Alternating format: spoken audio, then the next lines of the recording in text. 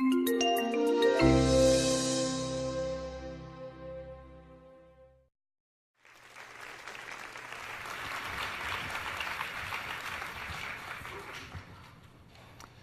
afternoon, everyone. My name is Jonathan Barrett, and I'll be your host today. Thank you so much for coming. Thanks for those that are on the live stream today as well. We live in dynamic times. Never before has our generation been so assaulted by the images from the media, stories from the internet that seem to touch a nerve in us personally. Seems like every week, whether you are black or white, straight or gay, from a rich background or a poor background, there's a story that elicits a reaction in us. But there is hope. As long as the human spirit is alive on this planet, there will always be hope. We only have to think of names like Mahatma Gandhi, or Mother Teresa, now Saint Teresa, Anne Frank, or Martin Luther King, to know that it just takes a single passionate individual who has the courage to risk it all to bring light into this world. If you would, picture one of their iconic faces in your mind right now. Just take a moment. Bring one to mind. What do you notice inside? Is it courage, inspiration, love? Before them, there have been numerous beacons of change that have walked from all walks of life. Milarepa was a Tibetan monk who was very revengeful in his youth, but then he became one of Tibet's most loved and cherished figures of history. St. Francis of Assisi was a rich, disillusioned young man who left it all to pursue a life of compassion and generosity towards everyone. The Prophet Muhammad was also born into a noble family and grew up to be rich, but then turned contemplative. What these three individuals have in common is they all had the courage to do the inner work first before they brought outer change. Let's stop there for a minute. Speaking of inner work, how many of you might have had a little twinge of emotion when I said one of these names? Why? Well, these names, these last three ones, are associated with world religions. And some of these religions have been associated with violence. We're not talking about religion today.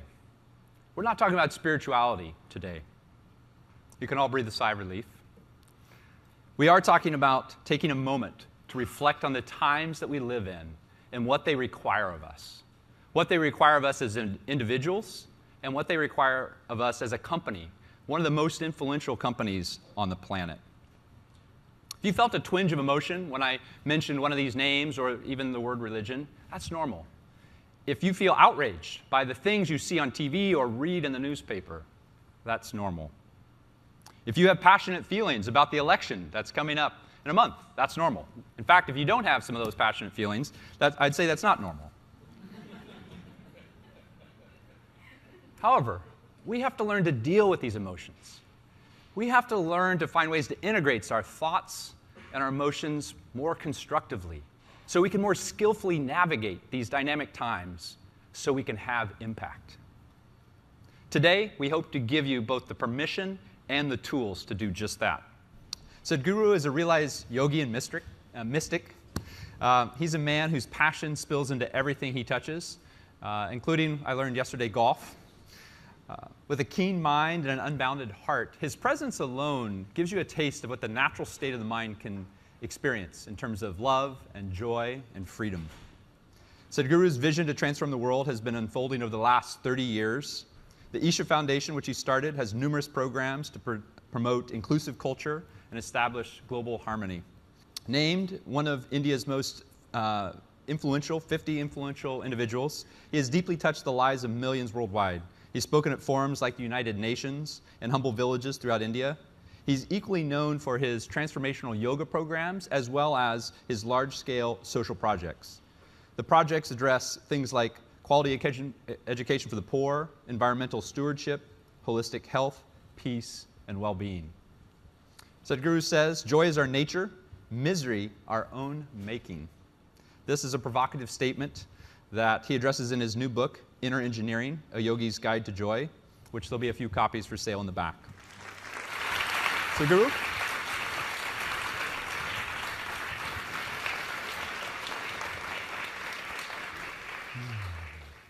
don't mind if I cross my legs. No, please. My brains don't work if I don't cross my legs. Your brain doesn't work if it… Yeah. Yeah, all right. Well.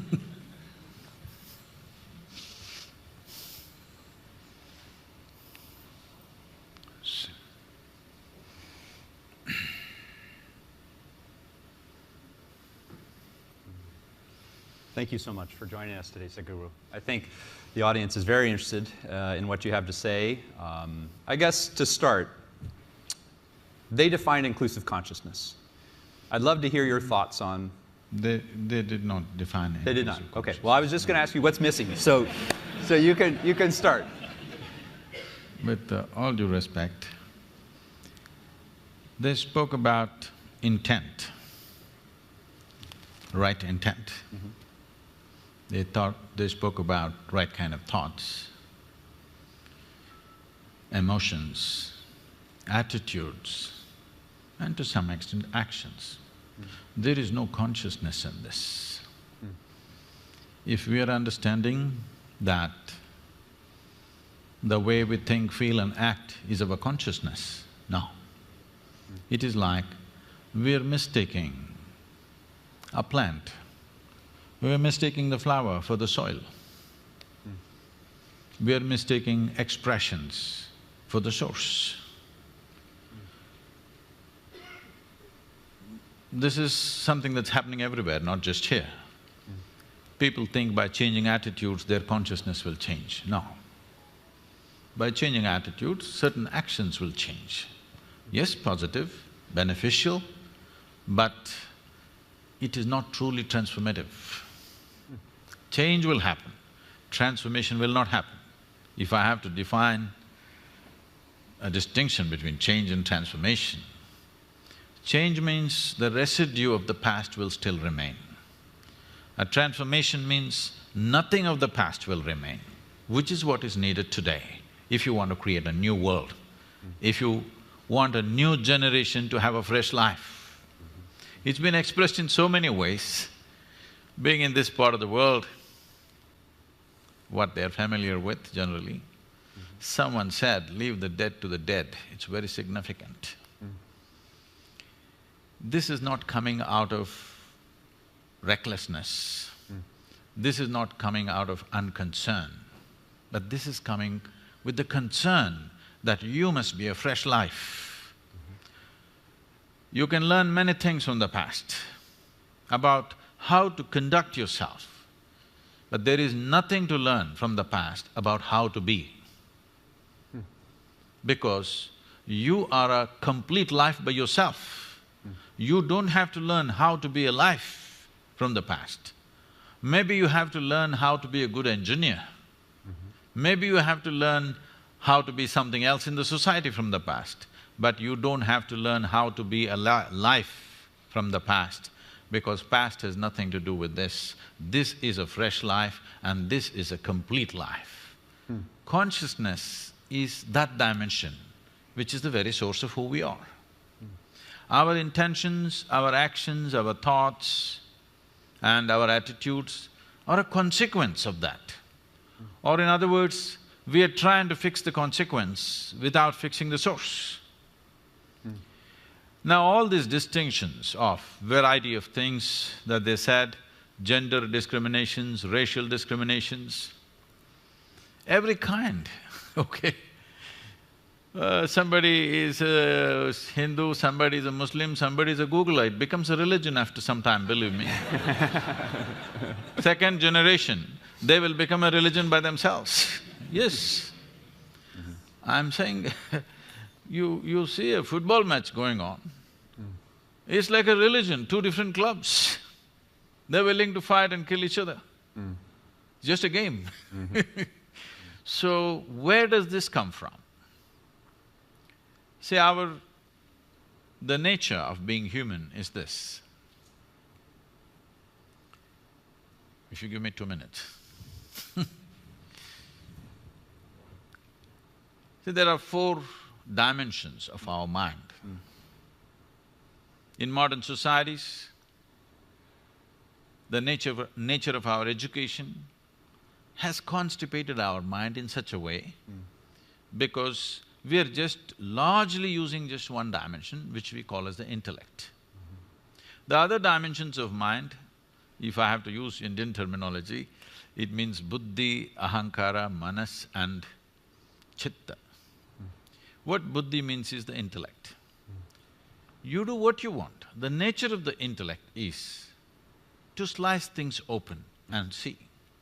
If you leave the world in the hands of your intellect will chop it into a million pieces and will want to chop it into further micro pieces and want to chop it into further micro pieces depending upon how sharp your intellect is.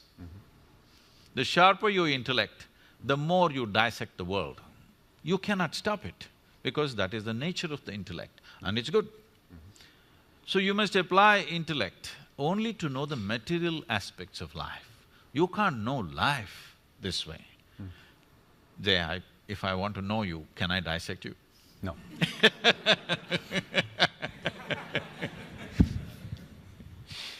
So, but if I want to know… if a doctor wants to know some aspect of you materially, what's wrong with you, he will take a biopsy and in a way, he opens it up and looks at it. It's okay on that level. But I can't know you as a person by dissecting you. I can't know you as a life by dissecting you. I can know a part of your body, maybe. Similarly, I can know parts of the world to make use of it, but I can't know life as such. So intellect has been over-eulogized. In the last 150 years, this is a European impact on the rest of the world, where we think our thought is supreme. Someone went to the extent of saying, I think so I exist or whatever. I want to ask all of you a simple question. Tell me, is it because we exist we may think? Or is it because we think we exist? Which way is it? Hello? Because we exist, we may think. Because people are in such a state of mental diarrhea all the time, non-stop it's going on, they think it's more of an existence than existence. But my head is all the time empty unless I want to think about something. So I know thought is not necessary, I can just live here without the thought. When I want, I will think, otherwise I'll keep quiet. Just like my hand, if I want, I use it, otherwise I keep it here. Similarly, you must be able to do this with your mind. Just because you lost control over your mind and you think it's everything because it's entering into every aspect of your life where it has no business. Thought has been over-eulogized by people. And the very nature of the thought is such that if you think, it must be logical. It cannot be any other way. Well, what somebody is thinking may look illogical to you, but they have found their own logic. The most extreme person that you have met, within himself or herself, they have their own logic, isn't it so? They are not speaking illogically as far as they are concerned. They have found their own kind of logic. Logic means it needs two.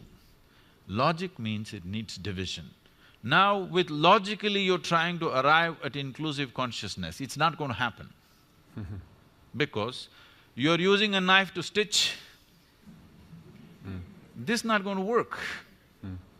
If you use a knife to cut, it's efficient. You use a knife to stitch things together, you'll only tear it up further. So my thought and your thought, I'm telling you, whatever great meetings you have, conference… I've been to every kind of peace conference on the planet. What happens there?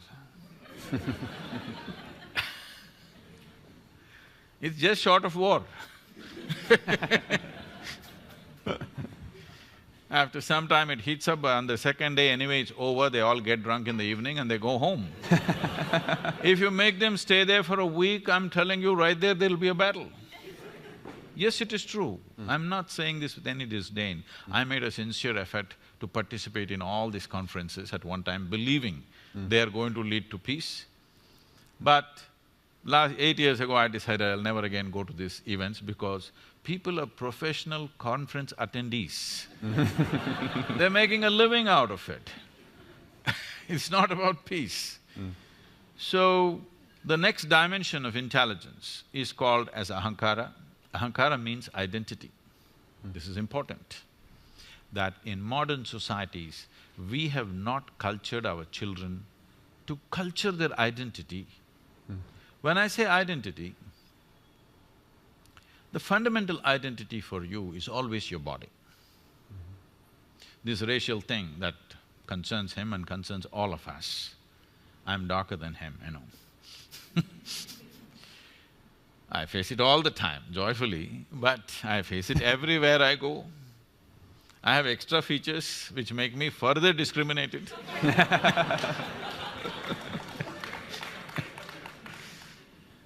But our first identity is with the body. When we identified with the body, the color of the skin also becomes part of it. Why do we identify with the body? Because our experience is limited to this. If you say me, you mean this, isn't it? Because your experience of life is limited to this, naturally you're identified with this and this is you and this is how you look. Somebody looks so different, whether in gender or because of race or because of maybe just fashion. Who knows what makes them different? But suddenly, this is me, that's you, it's established. But we sit here in this hall, whatever the color of our skin, whatever our religion, whatever our gender, we are inhaling and exhaling the same air. But we have no issue. Body has no problem. But the identity has a problem. You're identified with something. We have not cultured our children right from an early age that your identity should be universal. This is something in India, traditionally, before you start education for a child, there's something called as Vidyarambham, where the first chant that they must do is that my identification with this entire cosmos. Without this, you should not give education to a child, that is the understanding. Because education is seen as an empowerment. You should not empower a person who has limited identifications. Because it doesn't matter whether it's of individual nature or of family or of community or race, religion, nation, it doesn't matter. Once you have limited identity, you will cause disharmony, you will cause cruel things, thinking you're doing the right thing. I know the debate, the source of… the debate always goes to ISIS and things like this. I want you to understand this. These people, looking at their actions, you may be sitting here, I know I'm getting into a minefield. Sitting here, all of us think these are horrible people. But you must understand this, they believe they are doing the greatest thing that a human being can do. They're working for God. There can be no better employer. Not Google, God. Who you've never prayed to. Huh? That's my problem. But I'm saying, you should have seen this, you know, I'm sure you guys can Google anything. You must see, there is a press meet that the Afghan Taliban is conducting with the international media just before United States invaded Afghanistan. All these young guys with long beards and big turbans, they're all sitting like this. And they're asking questions. Just then they had, bombed that Buddha statue and they made this thing that girls should not go to school and many other things. So these kind of questions are coming. Whatever you ask them, they say, in our book, in our holy book, our prophet, our God said this, we're just doing that. I was just watching these guys, I had tears in my eyes. These are wonderful guys. These are guys who are willing to die for what they believe in. But they've been screwed up by the scriptures. Yes, these are wonderful people who are willing to die for what they think is right, all right? A man who's willing to die for what he thinks is right is a great man, but look at the consequence. Simply because of limited identity. So this ahankara, this identity is what wields the intellect. If you hold the right identity, from an early age, if it's brought into us that your identity is with the entire cosmos, because nothing happens here without everything's involvement in you. We are sitting on this round planet which is spinning and moving at a great speed in the middle of nowhere. You don't know where it begins, where it ends, this thing. and look at us sitting here and talking. How many forces in the existence are keeping you and me in place on this chair? So there is no way we can exist without the involvement of all this. But talking about this intellectually is not going to help, because if you try to understand intellectually, you're using a knife, further you will divide. So there is another dimension of intelligence within you which can make you come to an experience of this. The next dimension of intelligence is called as manas. Manas means it's a huge silo of memory. There are 8 types of memory in this. I'll just name them, I'll not go into this. These 8 types of memory are referred to as elemental memory, atomic memory, evolutionary memory, karmic memory, sensory memory, and in the karmic memory there are 2 types. One is called sanchita and prarabdha. There is a bank of memory which determines the very shape and size of your body. There's another one which is right now in play. So 2 dimensions of karmic memory. Inarticulate memory, that there is memory but you can never articulate, but it's finding expression. When you see a chair, you know this is where you should sit, not there. You didn't think about it because there is a memory in you that this is where you must sit. When you see a glass, you know this is how you must hold. This is not simple. Without this knowledge, you cannot do this. There is an enormous memory which allows you to do almost everything automatically, because an inarticulate memory is constantly in action. And there is articulate memory, which is very minuscule part of your memory. The next dimension of intelligence is most important. This is called as chitta. This is an intelligence without an iota of memory in it, unsullied by memory.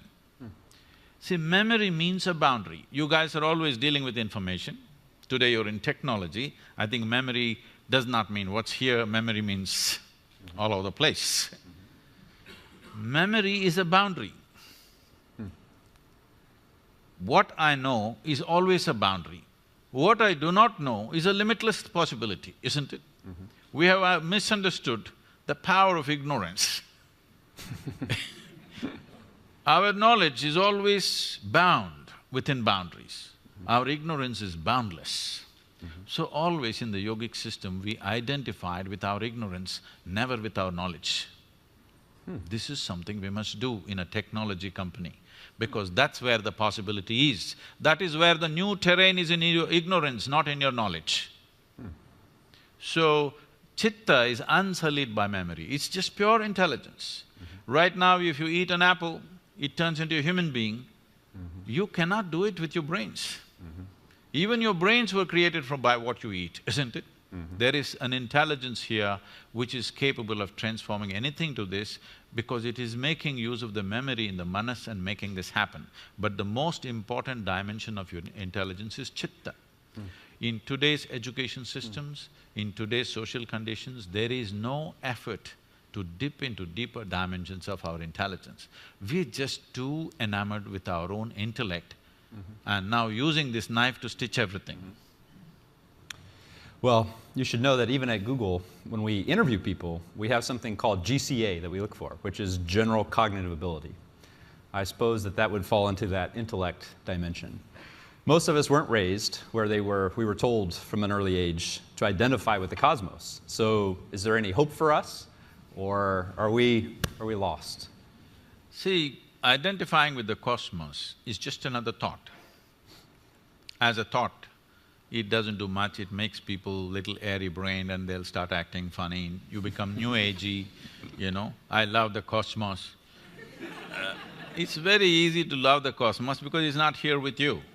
You got to love somebody next to you, there's lots of problems. See, this wanting to set up boundaries, the instinct of wanting to set up boundaries is so deep. You see a dog peeing all over the place, not because he has some urinary problem. He's building a kingdom, you know? It's a pea kingdom, but it's a kingdom, all right? He's building a kingdom. Every human being also doing the same thing, because there are 2 dimensions of your intelligence. One is designed to create self-preservation. One aspect of your intelligence is designed for self-preservation, which is your intellect. The chitta, that dimension of the intelligence is designed to make you expand. Once you have come as a human being, this is your issue fundamentally. Whoever you are, whatever you are right now in your life, you want to be something more. If that something more happens, you want to be something more. If that something more happens, you want to be something more. I'm sure you guys want to set up Google Maps for Mars. Yes, if that happens for the entire universe, if it's possible. Because this is the nature of being human. There is one dimension which always wants to expand, another dimension which always wants to build walls. You build a wall, you feel safe. After 2 days, you understand the walls of self-preservation are also the walls of self-imprisonment. You want to break it? You break it and you put a new wall there and you think this is great, this is freedom. After some time you feel that's not it and you want to expand it. These two dimensions are not opposing each other, they're not diametrically opposite to each other.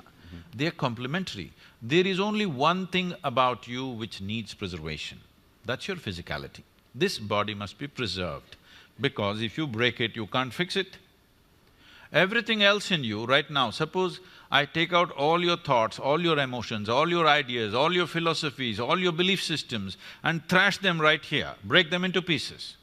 You can come up with fresh thoughts, fresh emotions, fresh belief systems, fresh philosophies, just like that. So all those must be every day put into the… what do you call them? The shredder. You must have a pulverizer, because shredder means they'll go again, pick it up and fix it. You must have a pulverizer for yourself before you go to bed. Today's ideas, today's thoughts, today's belief systems, today's experiences, you must leave the dead to the dead. Let me challenge that, because I thought something that Pavni said was very interesting. And she said almost the wound becomes the healer, or sometimes you hear the wounded become the healer. So you can take some of that. Can't you not transform some of those things that have been difficult and use that energy, use your intellect to do something for good? See, the experience of life can cause two things. All this is nice when small things happen. When really major things happen to you, the wounds are so big for people, they don't heal in a lifetime, many of them, okay? So, the choice is just this, the experience of life, whatever happens to us, you can either make it into a wound or into wisdom. You can either become wise or you can become wounded. If you become wise, you will become a solution. If you become wounded, you will also become one more problem. It's a choice we have.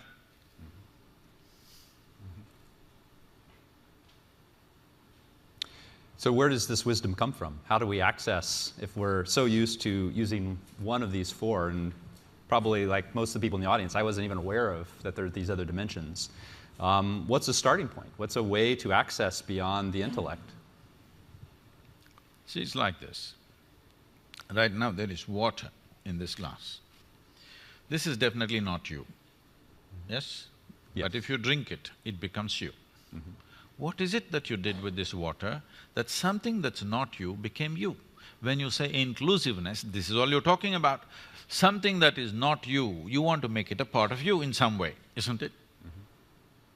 So this is right now not you, but if you drink it, it becomes you. So what is it that happened technically for you is just this. Right now,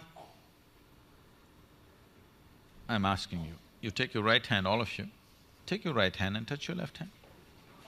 Is that you? Hello? Touch the chair on which you're sitting. Is that you? How do you know this? What is the basis of this? How do you know this is me and this is not me? Here there are sensations, here there are no sensations. Or in other words, what you are saying is, whatever is in the boundaries of my sensation is me, whatever is outside the boundaries of my sensation is not me, isn't it? Right now this is not me, if I drink it and include it into the boundaries of my sensation, this becomes me, isn't it? Now, the boundaries of your sensations are such that if you make your life energies very exuberant, you will see they will expand. If it happened to you, suppose it should have happened to many of you, there was a moment in your life when you felt so joyful, tears came to you. Did it happen to you? You were so joyful or loving, tears came to you. At such a moment, if you take your hand and just put it 6 to 8 inches away from your body, right here, you will feel sensations. If such things did not happen to you, I can do something horrible to you so that you experience something. We can chop off your right leg. If you chop off your right leg, the leg is gone, but still the sensory leg may remain intact for a period of time. You heard of this phantom leg? Leg is physical, leg is gone, but the sensory leg is still there. This means sensory body has a structure of its own. If your energies become very vibrant and exuberant within you, your sensory body all expands. Whatever… suppose my sensory body became as big as this, now you become a part of me in my experience. If it became as big as this hall, all these people become a part of me in my experience, because my sensory body has stretched. We can do a small experiment. You okay to be a guinea? Hello? Yeah. What we will do is, with your eyes closed you have to do this, but right now observe me. What you do is, with your eyes closed, just rub this briskly like this for 2 minutes, let me say, 1 minute, and briskly.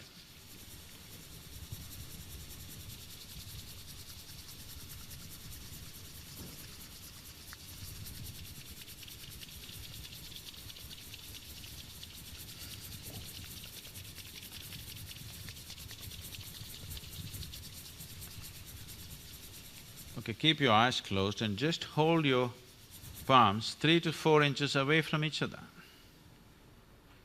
with your eyes closed.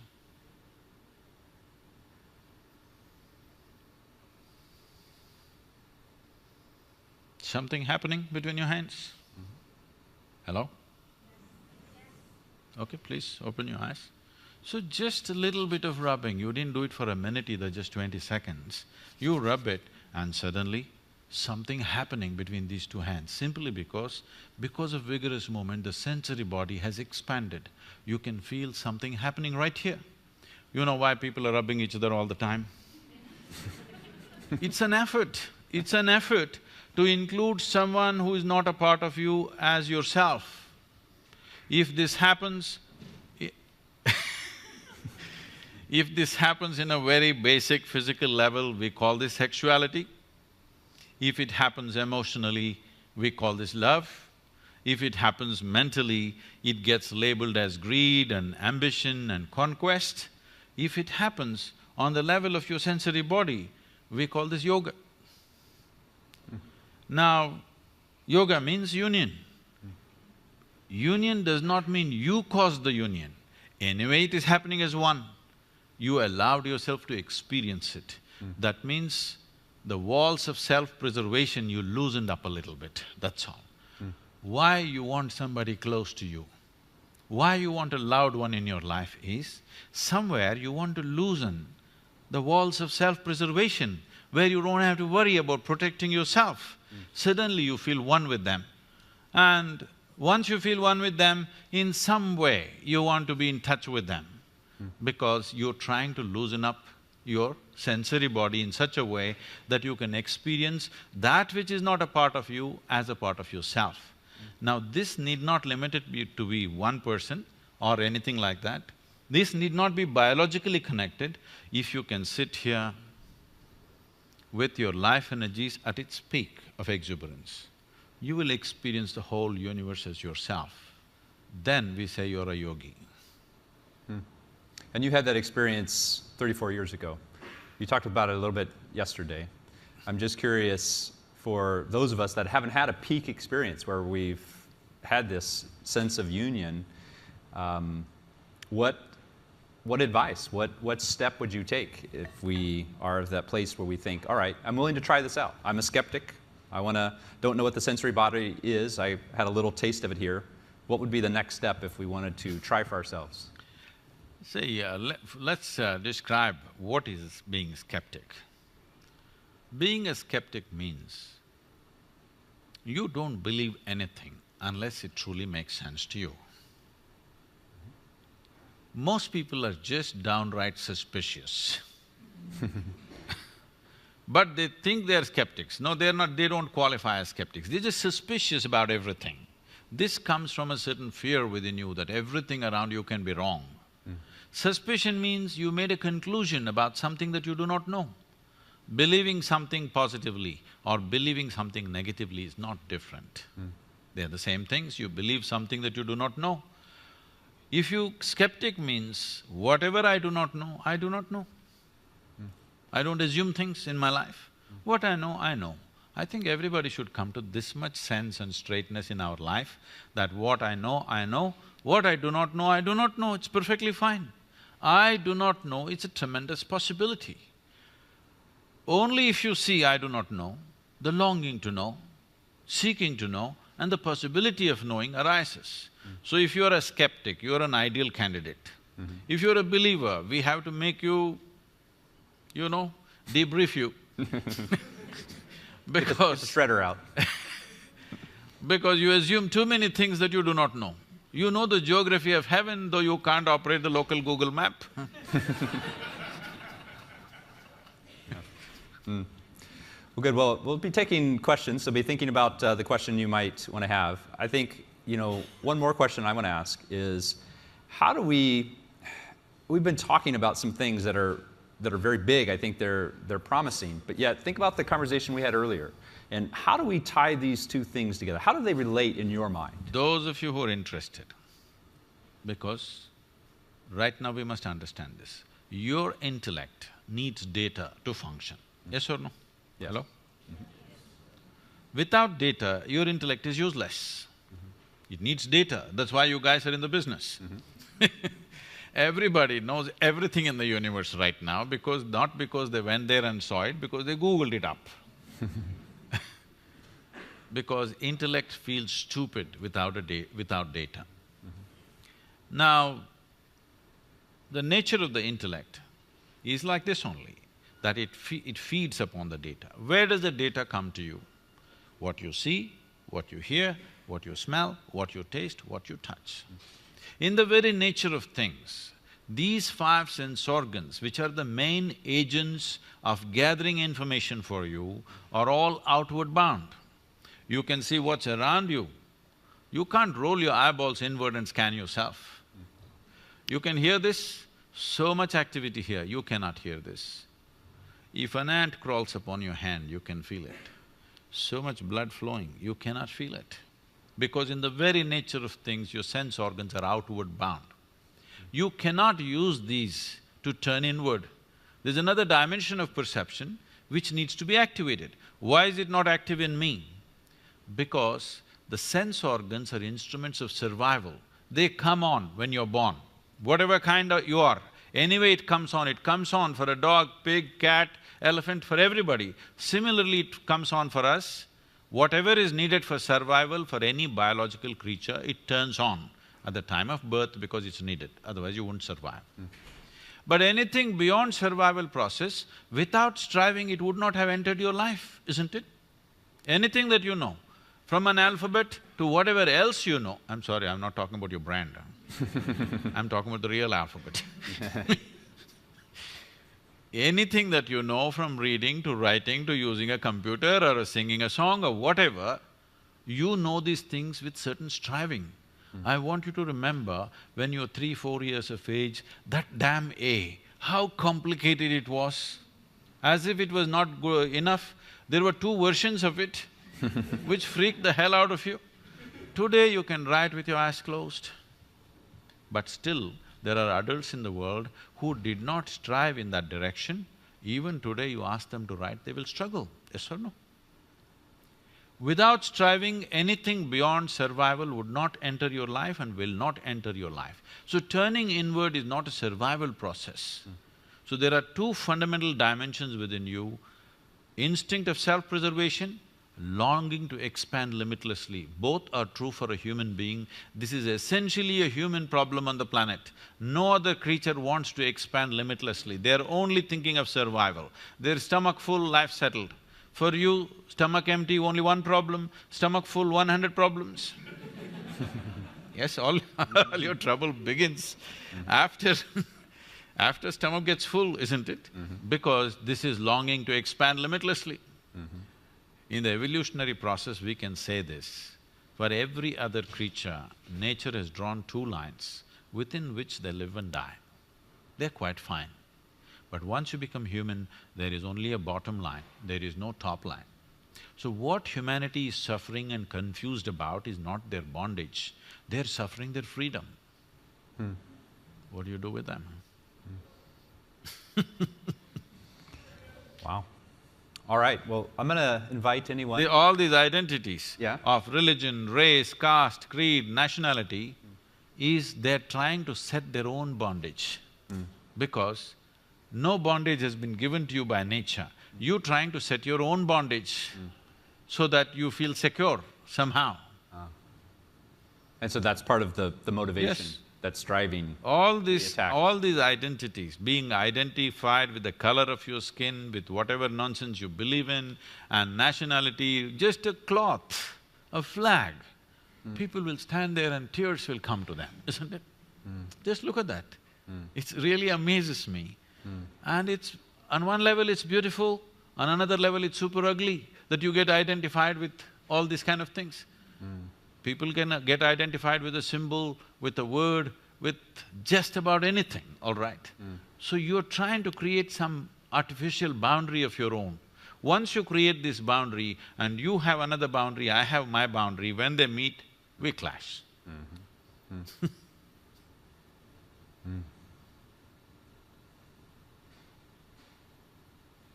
So if you have a question, please go ahead and come to the mic. And again, we're trying to think about this topic of inclusive consciousness. You've heard a lot of things shared from our VPs and also from this conversation, so let's hear what's on your mind based on all this. Over here. Okay. Hello. So I'm involved in organizing a peace conference in India, and it's a very grassroots-led effort, so no politicians, thank God. And I found it interesting that you said you stopped attending peace conferences. So I'd love to hear from you any advice on what we should do or what we should avoid to make this small effort a success for the people who are attending. See, when you say, no politicians, thank God, you're just not attending to the source of problems.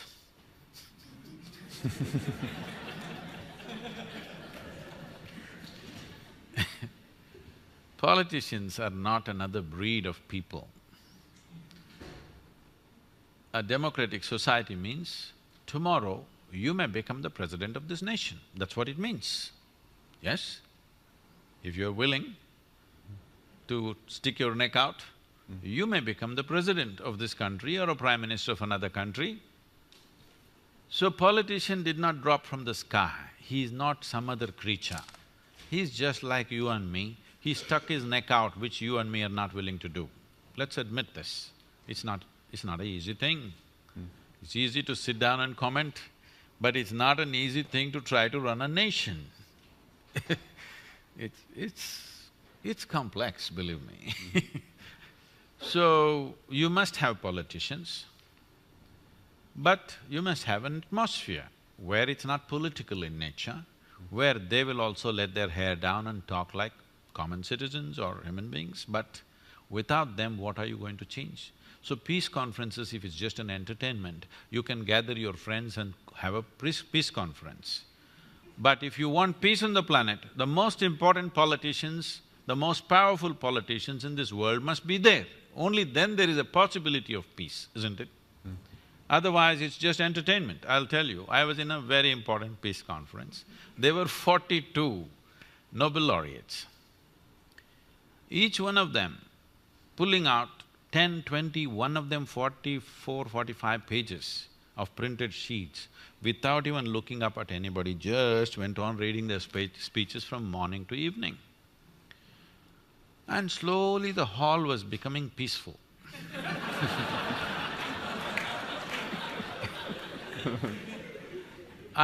In one afternoon, the second day afternoon, I'm sitting right here in the front row and I look around, literally everybody has fallen asleep except the security man who's standing there and me, the idiot, who is sitting up there and believing there's going to be world peace because of this conference and sitting up there alert, listening to every word. Then I looked around, everybody's become very peaceful. They've been having late night parties and they're all very peaceful.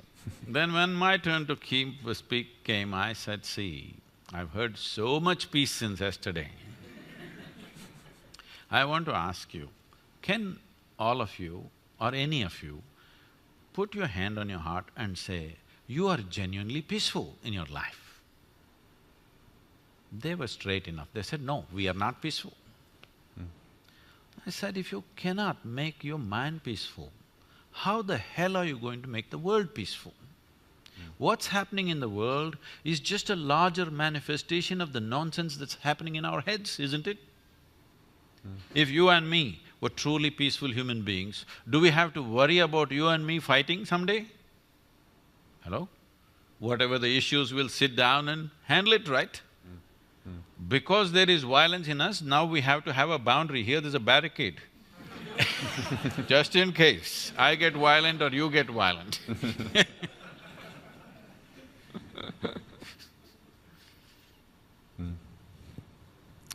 How about from this side? Oh, over there.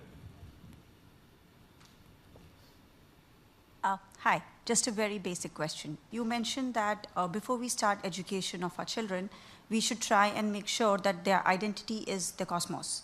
But how do you do that when we ourselves are so hardwired? I mean, how do we tell our children that their identity is more when my own thinking is so limited, when my own identity is so limited? How do I pass something like that to a child when I am not capable of doing that myself? Anyway, whatever you tell your children don't listen to you, you better If you have them on the way, I'm telling you, forewarning you, they don't listen to a damn thing that you say. But they observe you. They pick up things from the way you're behaving. If you don't show that in your life, your teachings will be hated after some time. Yes, see, this is most unfortunate. I just see this happening to so many people. When they have a child, these parents, they did everything possible to the child, they thought this is their life. Not just changing diapers, so many things, everything possible. They thought they're living for this person. As this person becomes bigger, and in their over-concern about how this child should be, trying to teach him the best things in the universe, which is not true in their lives, slowly you see by the time he becomes a teenager, he avoids them. If he wants to share something, if he wants to listen to some sense, he goes to his friends, never to his parents. Not everybody, I'm saying, but largely it is happening. Because they don't make sense. They talk things that doesn't make sense. People keep asking me, Sadhguru, how did you become like this? What is the sadhana you did? You just played your life and you're like this. This is all I did. I strive to remain uneducated. It's not easy, believe me. From the day you're born, just everybody around you is trying to teach you something that did not work in their life. You can clearly see it's not worked in their life, because if it had worked, they should have been joyful and ecstatic. It's not worked, they've become long-faced, but they're teaching you all kinds of best things, love the universe. It's not going to work. You don't have to say a word. I will tell you. Is it okay? I can share something. Sure. I brought up my girl alone. At the age of 7, she lost her mother. So, one rule I put, she's been traveling with me since she's 4.5 years of age, okay? I'm sorry, since she's 4.5 months, not years. 4.5, I sent her to school. With little infant, she traveled with me. And I made one rule wherever I went, always stayed with many families all over the country. I always told everybody, never teach her anything. No ABC, no 1, 2, 3, no rhyme, no nonsense. I don't want anybody to teach her anything. People thought, this is strange, what Sadhguru is doing. I said, just leave her. By the time she was 18 months, she was speaking 3 languages fluently because nobody messed with her. And she grew up joyfully, went to school, everything. At the age of 13, something she was disturbed at school and she came back home, and one day she said, you're teaching everybody so many things, you're not telling me anything. I said, well, I don't do anything unsolicited. I've been waiting, it's all right, now you come. There's only one thing you need to know. I said, never look up to anybody. She looked at me, what about you kind of thing in her face. I said, not even me. Never look up to anybody, never look down on anybody. That's all you have to do with life. Never look up to anything or anybody, never look down on anything or anybody. Suddenly, you will see life just the way it is. Right now, something is high, something is low, something is God, something is devil, something is virtue, something is sin. You divided the universe in a million different ways and then you're trying to fix it, it's not going to work. The instrument which broke the world into pieces is your intellect. With that you're trying to fix everything. It's not going to work. Now, this racism thing, it's disastrous that in 21st century, every day there's a shooting. I think this has been happening all the time, only now because of cell phones and Facebook, it's out there and everybody knows. I think it's been happening right through, all right? At one time it was happening legally, now it's been happening illegally. Now, this kind of things are happening because we are using our intellect to fix the problem. You're using a knife to stitch, this is not going to work. You just live that way. Whichever way you live, your children will grasp it and they'll make a sense out of that in their own way.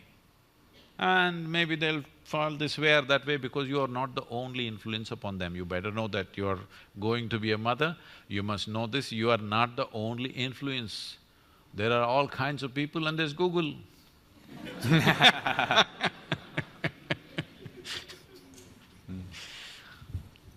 Sadhguru, you talked about identity and inclusive consciousness. So I want to know, let's say like you talked about the sensory body and feeling that everyone is part of you kind of thing. So where does the role of action comes in? So if I do something, do I identify myself with what I did? And let's say if I feel that you are or everyone is part of like me or the whole cosmos and you do something, is it you doing something, cosmos doing something, me doing something? Where does the action comes in picture? See, this is the beauty of our existence. In this existence, in this cosmos, we are not even a speck of dust, that small we are. But still, creation has given us an individuality, an individual nature, that we can experience these things. But countless number of people who lived on this planet before you and me came, where are they? They're all topsoil. They've become part of the earth, isn't it? So, if you get it from me today, you can transform your life, that really everything is a part of you and you are a part of everything, not as a thought, but experientially. If you can experience everything around you as you experience the 5, 10 fingers of your hands, then you will see life becomes tremendously beautiful. Otherwise, anyway, one day you'll get it from the maggots, but it'll be a bit too late lesson, but everybody will get it one day, isn't it? Hello? When people bury us, we're going to get the point that we are part of the earth. Right now, if we get it, we can live sensibly. So, this must come from an experience. If you come from a thought, again you're thinking, how is inclusiveness and individuality existing at the same time? That is the beauty of this existence. It is the filth which has become the flower, isn't it? Yes or no? It is the filth which has become the flower. If in your mind filth is different, flower is different, but in existence filth and flower are same. They're not different. just different ways of existing. For your nose, filth doesn't feel good. But if you were a pig, you would like the filth. Nothing wrong with that, because it's the same thing. It's the same thing or no? Hello? It's the same thing, isn't it? It is just that in our mind, with our intellect, we are breaking everything.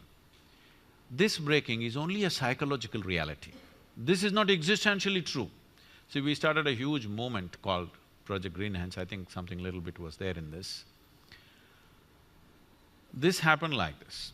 When I saw that entire southern India was turning into desert very rapidly, rivers were drying up, groundwater went from like 150 feet to almost 1,500 feet, and palm trees, the crowns were falling off. We thought we must do something. Then I did this to them. One day I called, I went to a small village and called for people. About 5,000 people turned up. So I made them, it's around 11 o'clock in the morning. The weather is not like this in southern India. It's hot summer sun. I made them sit there. Close by, there were about 5 rain trees, 3 of them really large ones. You seen rain trees? Some of them can be as large as an acre, its shade. So 3 of them are really large ones, 2 of them were medium-sized ones. Very attractive, I would love to be under those trees, but I made them sit here in hot sun. And I went on talking, stretching the talk, telling them stories, telling them jokes. They were all very enthusiastic in the beginning, slowly. If you're walking around, you won't feel the sun. If you just sit under the sun, it just really gets you. About 1.25, 1.5 hours, they were really going away, they were thinking, what's wrong with this Sadhguru? He's just frying us in the sun. Then I said, come, and I took them under the tree. Everybody. Suddenly you know what is a tree. Otherwise you were thinking how to make furniture out of this. Now suddenly you know what's a tree. I made them sit down there and breathe. It's a certain spiritual process that I set up a process for them where I told them, what you exhale, trees are inhaling. What they exhale, you are inhaling. Once they experienced it, now you can't stop them from planting trees. They planted over 28 million trees and you can't stop them. They changed the entire culture. But when, this happened to me about 9–10 years ago, I went back to Mysore city, which I had not gone and done any work there, I'd never spoken there, I avoided this because my family lives there. I wanted to be anonymous in that town, not recognized. But because of Google and stuff, I got recognized everywhere. So when I went there, they insisted I must do something, I called for a program. All kinds of people turned up. My kindergarten school friends, teachers, my college teachers, school teachers, everybody. When I spoke and all this happened, then my English teacher came up to me from school and she said, now I understand why you wouldn't let me teach Robert Frost. I said, ma'am, why would I not let you teach Frost? I like Frost. I have some poetry in his own voice. I said, I like Frost, why would I not let you teach? Don't you remember you didn't let me teach Frost? Then I remembered, one day she came up and we were always studying English poems and English literature. Suddenly she introduced this American poet and said, this Robert Frost is a great guy, and she started off the poem. Woods are lovely, dark and deep. I said, stop. I said, a man who calls a tree a wood, I'm not going to have anything to do with this guy. She said, no, Robert Frost is a great… I don't care who the hell he is. He calls tree a wood. I'm not going to listen to that guy, I didn't let her teach. We chose Longfellow instead of Frost because I didn't let her teach Frost that year. So, I'm saying if you call a tree a wood, it's a commodity. This water, this earth that you walk upon, the people that you see, these are not commodities, this is life, isn't it? The air that you breathe, the water that you drink, the soil that you walk upon, the trees that you sit under, everything else in this world is life and life-making material for you. If you forget this, you will treat it as commodity. If you experience this, that this is actually what is making your life, then you will see the most fantastic thing about this universe is everything is one, but everything is separate at the same time. That's what gives us an experience. That's why I can sit here and talk to you, otherwise how to talk to you?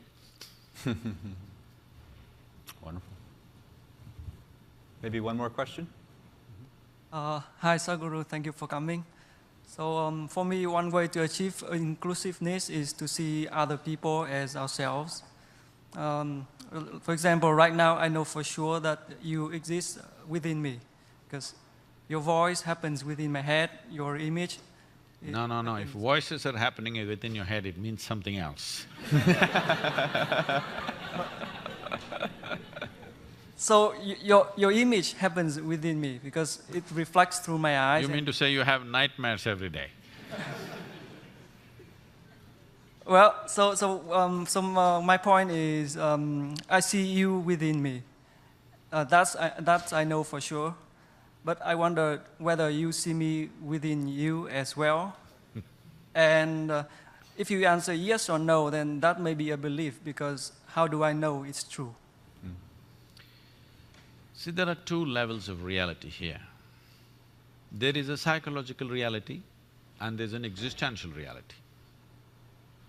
Existential reality is not your making. Psychological reality is entirely your making, but a large part of it is unconsciously made, so you believe it is real.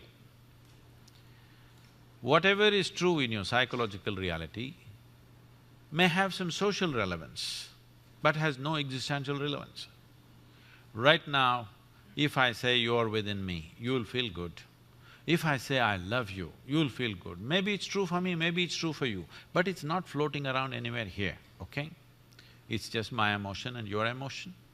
Yes, it is nice that our emotions are sweet, our thoughts are sweet, our actions are sweet, it's wonderful if it is so.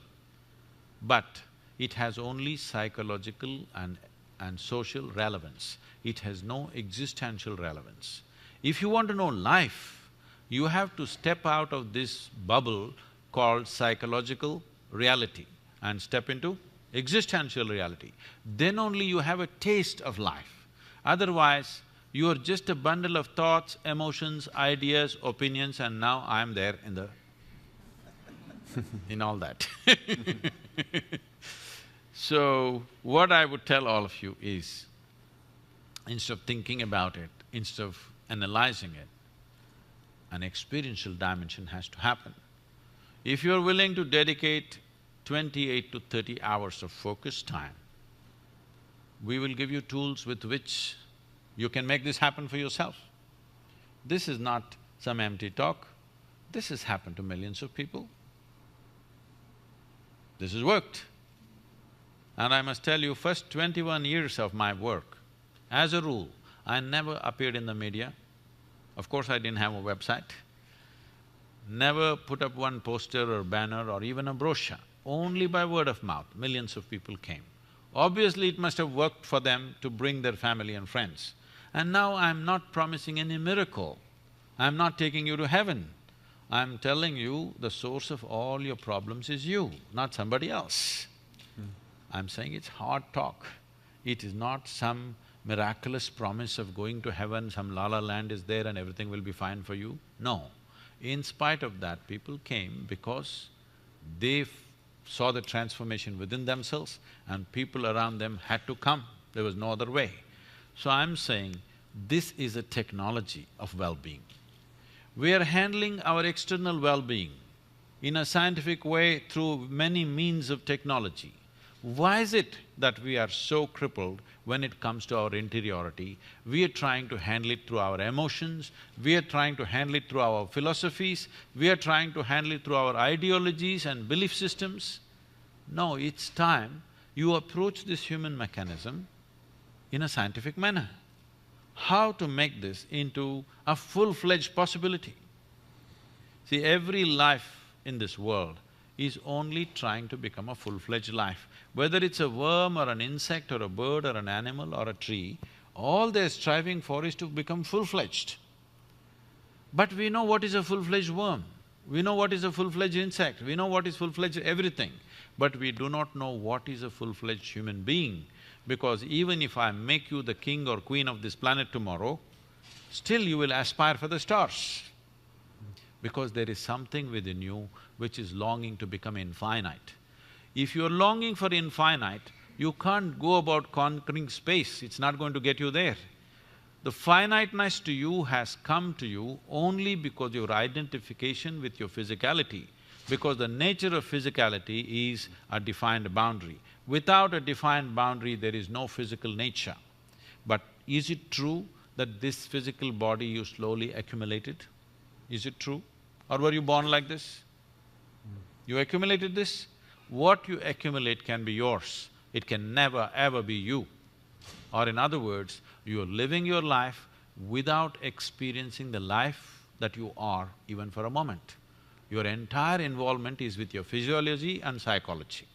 Each time it changes that you experience the life that you are. This life that you are doesn't come with boundaries. It's only the body. It is boundaries and you must stick to the boundaries.